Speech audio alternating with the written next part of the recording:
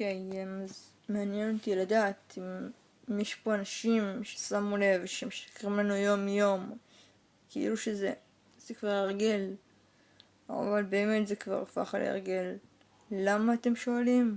התשובה שלי היא ככה: ההורים למשל חוזרים עייפים מהעבודה, מחייכים כאילו שהכל בסדר, שואלים אותנו, הכל בסדר?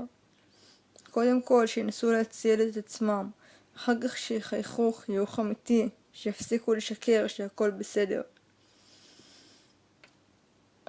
למשל משרד החינוך והממשלה, כל שקר אחד גדול.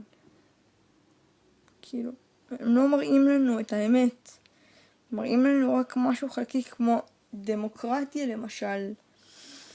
כן, ממש, מי הצביע על מלחמה? מי הצביע על מלחמה כאילו? מי רצה שהמדינה שלנו תרד מפסי השלום? מי? משרד החינוך נתן לנו שיעור מורשת. כן, שיעור מורשת. תודה, אבל האם בשיעור הזה נתנו לנו את כל הפרטים? לא. יש גם אנשים שמספרים יותר מדי כאלה, שנמצאים מי יודע איפה. כמובן שהם כנראה במקומות מבודדים או מוסתרים, בעצם כל שקרים. אז בואו נקווה שכשנתבגר לא נהיה כאלה.